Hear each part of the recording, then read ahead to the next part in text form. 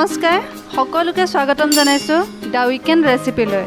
আপোনালোক আটাইকে লক্ষী পূজাৰ শুভকামনা জনাইছো আৰু আপোনালোকলৈ লৈ আহিছো এই বিশেষ দিনটোৰ বিশেষ ৰেচিপি নাৰিকল আৰু খেজুৰৰ বৰফি আৰু ইয়াৰ বাবে আমি লৈছো এটা নাৰিকল খেজুৰ 12-13টা গৰু ঘিউ 2 চামুচ চেনি আধা কাপ ইলাচি 4-5টা আৰু almond 9-10টা লগতে আধা কাপ গাখীৰ প্ৰথমে মই নাৰিকলৰ বাকলিখিনি গুচাই মিক্সিত ভালদৰে গুৰি কৰি ললো এয়া মোৰ প্ৰায় 2 কাপ হৈছে নাৰিকল লগতে খেজুৰ কেটাও মই গুটি উলিয়াই অলপ মিক্সিত মিহি কৰি ললো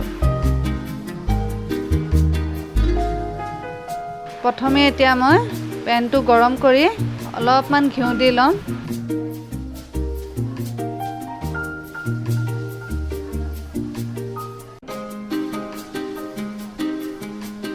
তাৰ পিছত এতিয়া ৰুকি লোৱা নাৰিকলখিনি দিছো অলপমান লৰাই দিওঁ এতিয়া নাৰিকলখিনি আমি একদম কম জুইতে ভাজি থাকিব লাগিব এতিয়া চেনিখিনি দিম চেনি যদিও মই আধা কাপ লৈছিলোঁ গোটেইখিনি দি দিয়া নাই কাৰণ মই ইয়াত নাৰিকলৰ লগতে মই ইয়াত ডেটছু ব্যৱহাৰ কৰিছোঁ ডেটছুটো মিঠা থাকে নাৰিকলখিনিতো অলপ মিঠা থাকে গতিকে বেছি মিঠা হ'লেও আমাৰ ভাল নালাগিব সেইটো কাৰণে মই অলপমান চেনিটো কমাই ব্যৱহাৰ কৰিছোঁ আচলতে চেনি আৰু নিমখৰ জোখটো সদায় নিজৰ সোৱাদ অনুসৰিয়ে ল'ব লাগে নাৰিকলখিনি কণ্টিনিউৱাছলি লৰাই থাকিব লাগে নহ'লে ৰঙা হৈ যোৱাৰ সম্ভাৱনা থাকে নৰঙা হৈ গ'লে ভাল নালাগিব আচলতে সমানে কালাৰটো চেঞ্জ হ'লেহে ভাল লাগে আৰু কেতিয়াবা আমি হেতাখনটো অকণমান আঁতৰি গ'লেই ইয়াত তলত পুতুককৈ লাগি ধৰে সেইটো কাৰণে লৰাই থাকিব আপোনালোকে আৰু এইখিনি আমাৰ প্ৰায় হৈ গৈছে ৰেডি অলপমান ব্ৰাউন কালাৰটো আহিছে লাইট ব্ৰাউন কালাৰটো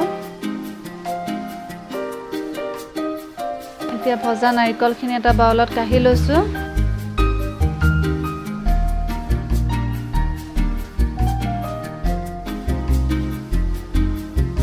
এতিয়া একেটা চচপেনতে আমি গাখীৰখিনি দিম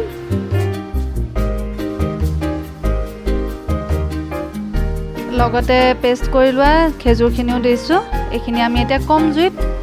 মানে লৰাই থাকিম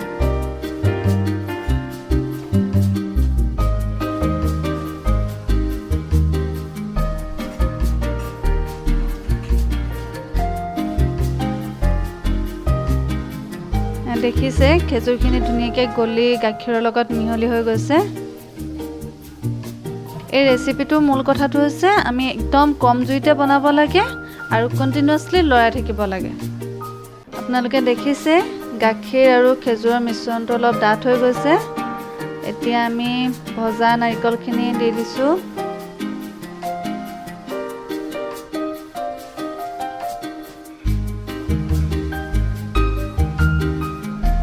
লগতে গুৰি কৰি লোৱা ইলাচিখিনিও দি দিম আমি এতিয়া এইখিনি খুব ভালদৰে মিক্স কৰিম কম জুইতে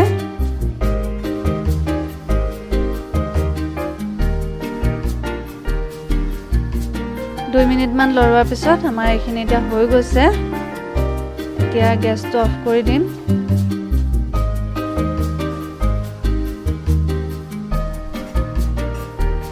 বৰফি সেট কৰিবলৈ লোৱা প্লেটখনত অলপমান ঘিউ সানি লৈছোঁ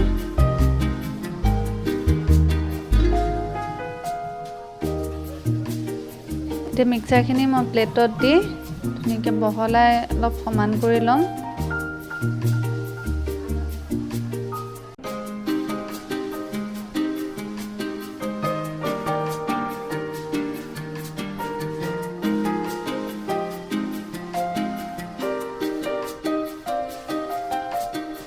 এইখিনি ধুনীয়াকৈ স্প্ৰেড হৈ গ'ল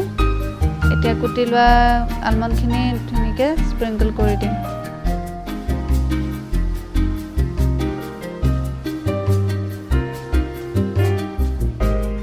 একদম লাহেকৈ হাতেৰে অকণমান হেঁচি দিম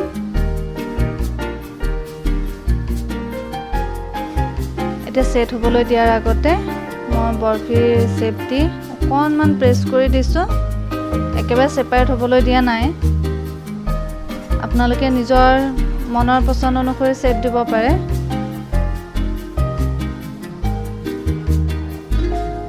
এতিয়া প্ৰায় ৩-৪ ঘণ্টাৰ কাৰণে মই ফ্ৰিজত ৰাখি দিম।